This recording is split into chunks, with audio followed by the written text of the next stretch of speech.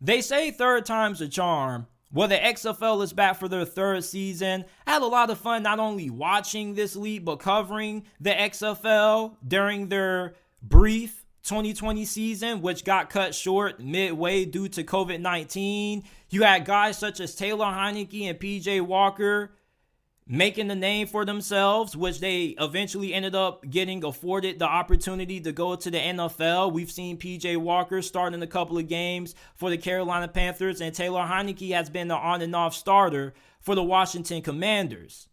I'm really excited about this league coming back, and I'm here to tell you guys everything you need to know about the XFL's 2023 return. But before we get into it, if you haven't already, make sure that you like the video, subscribe to the channel. We upload NFL and college football content daily.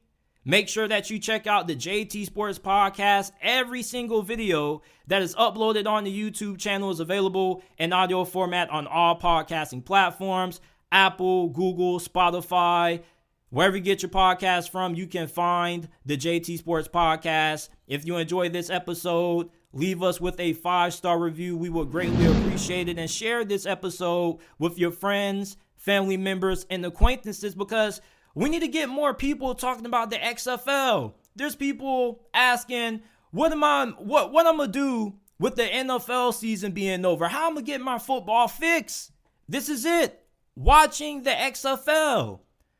So for those of you guys who have a little bit of familiarity with this league, you probably would know that it used to be owned by Vince McMahon. He no longer owns it. He sold it to The Rock, Danny Garcia, and RedBird Capital. Now, you still do have your same 10-game schedule with no bye weeks. You still do have the same amount of teams at 8, split into 4-team conferences. And we're going to start off with talking about the teams in the XFL North. You have the DC Defenders, the Seattle Dragons, the St. Louis Battlehawks, and the Las Vegas Vipers, formerly known as the Tampa Bay Vipers. But they got relocated to Las Vegas, which I think was a pretty good move. Las Vegas has a pretty big market and an incredibly huge fan base when it comes to football up there. When you move to the XFL South, you have the Arlington Renegades, formerly known as the Dallas Renegades. The Houston Roughnecks still are the same. They're located in the same place with the same name. The Orlando Guardians, they formerly were in New York during the 2020 XFL season. They got moved to Orlando. Orlando is a really good spot. Orlando is kind of an underrated city when it comes to professional sports. There's a lot of things to do. There's a lot of tourist attraction. So, of course, it kind of makes sense to put a team in Orlando. And then you have the San Antonio Brahmas. When it comes to the head coaches that you're going to see in the XFL, you're going to see a lot. You're going to see some coaches that you may recognize from college football, such as former longtime Oklahoma Sooners head coach Bob Stoops, who returns for his second stint as the head coach of the Renegades. You have former longtime defensive coordinator and former NFL head coach Wade Phillips, who is the head coach of the Houston Roughnecks, one of the greatest defensive minds in the history of the sport.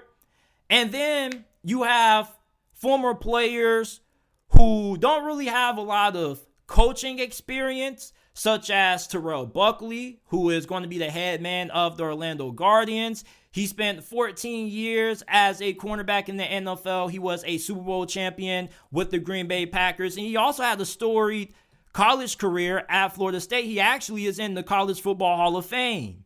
When it comes to his coaching experience, he has served as the cornerbacks coach for Ole Miss, Mississippi State, Louisville, and Akron.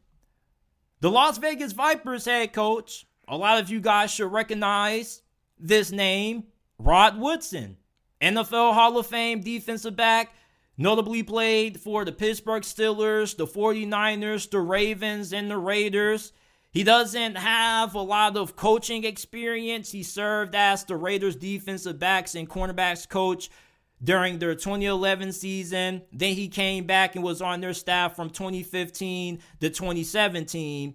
You got Hines Ward, which all of us should know who Hines Ward is, the Pittsburgh Steelers great, former Super Bowl MVP.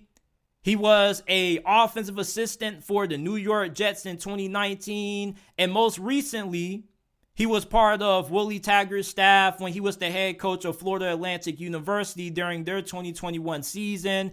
Jim Haslett, former head coach of the New Orleans Saints from 2000 to 2005, and he was the head coach of formerly known as the St. Louis Rams for one season in 2008. Anthony Beck, out of all of the XFL head coaches, he probably has the least amount of coaching experience.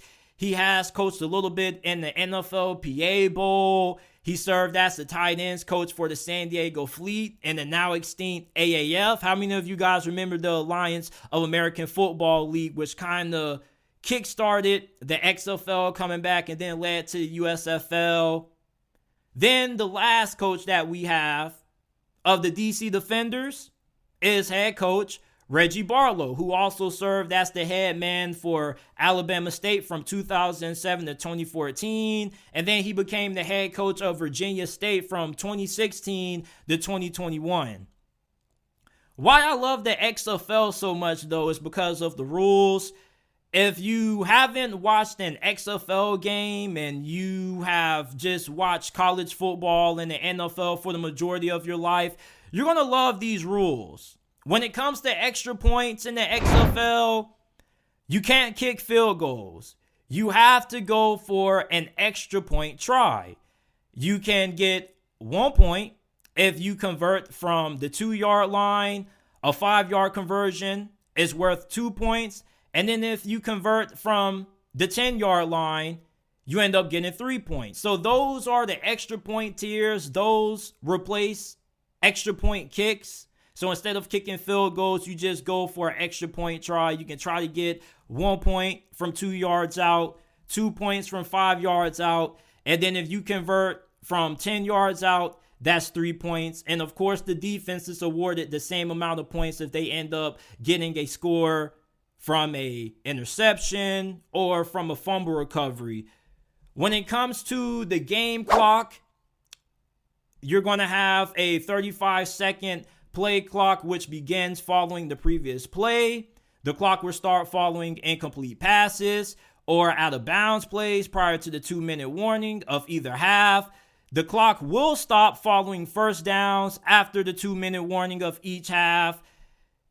Every game is going to have a 10-minute halftime period, and each team gets 3 timeouts per half. But my favorite rules probably are the kickoff rules. Teams begin play 5 yards apart, kicking team at the opponent's 35-yard line, and the return team will line up at their own 30-yard line. Teams will have 2 options if they want to regain possession of the football after scoring.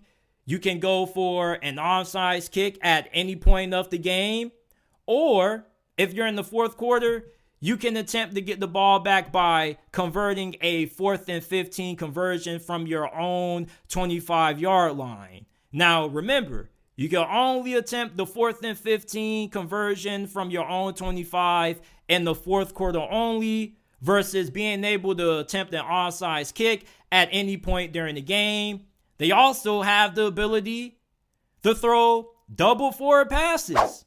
If a team completes a forward pass behind the line of scrimmage, that team may throw a second forward pass as long as the ball has not crossed the line of scrimmage. Once the ball has passed the line of scrimmage, no forward passes are permitted. The first pass may fall incomplete rather than becoming a fumble lateral. Now, their overtime rules are way too lit. As a matter of fact, the NFL could take some notes from the XFL when it comes to their overtime rules. So when any XFL game goes to overtime, both teams will alternate taking attempts from the opponent's 5-yard line. Each team gets 3 attempts, 2 points per score until a winner is decided. And for those of you guys who were really upset with the officiating that you saw in the Super Bowl between the Philadelphia Eagles and the Kansas City Chiefs, ooh, you're going to love this. So they have a centralized replay with all plays subject to review from the replay official. Replay may correct errors on non-reviewable plays, player safety at any point during the game, and any issue in the last 5 minutes of regulation, including overtime as well.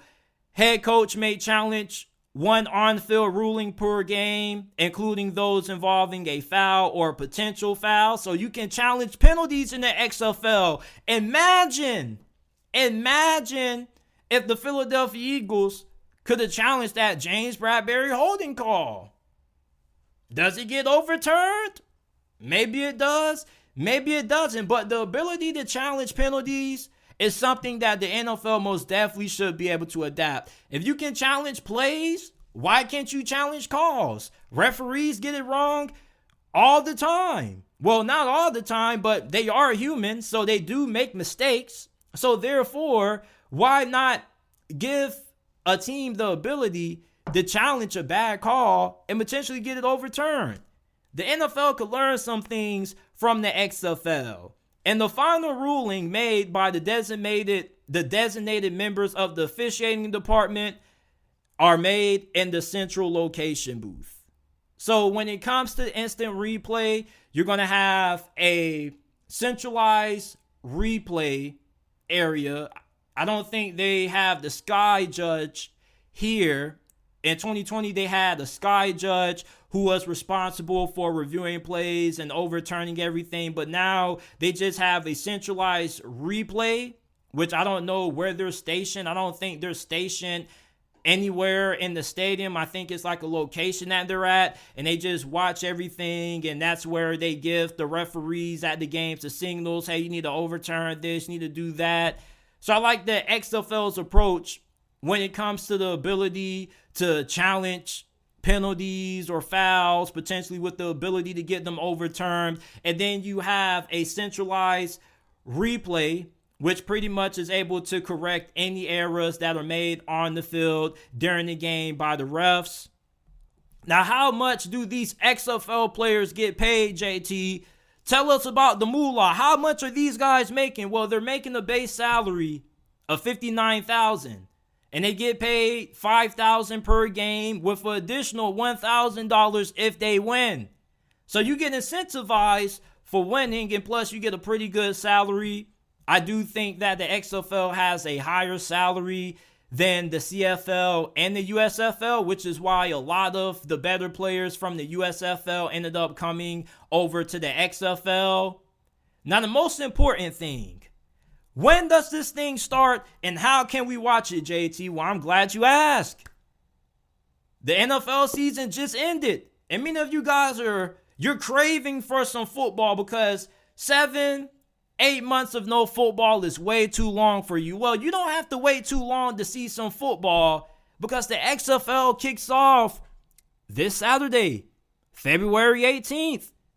10-game schedule, no bye week. You can watch the XFL on ESPN, ESPN2, ABC, ESPN Plus, and FX. Don't know how many of you guys use FX. I don't even know what the hell is on FX, but you can find XFL football on FX. But those are all the places where you can watch the XFL. Of course, they do have a YouTube channel. They have an app. Make sure that you guys go ahead and download it, the XFL app, so you can stay up to date with all of the news concerning the XFL. Get updates when games start. They don't have fantasy football yet, but you do have some websites out there that may host like some XFL fantasy football stuff. And another app that I suggest you guys checking out for the diehard XFL fans out there, download XFL News Hub. They're really good when it comes to giving you up-to-date stuff on everything that's going on around the league. And then make sure to give a follow to XFL Analyst on Instagram. He's probably the biggest XFL news page on social media. He also breaks USFL news as well. Give him a follow. So those are all the places you need to go if you want to find out more information about the XFL, news, injuries, breaking news, all that good stuff. They also have a partnership with the Indoor Football League. The Indoor Football League is their farm league, or if you guys remember or you guys know how the NBA G League works, it's kind of similar to that. So that's everything that you need to know about the XFL's 2023 return.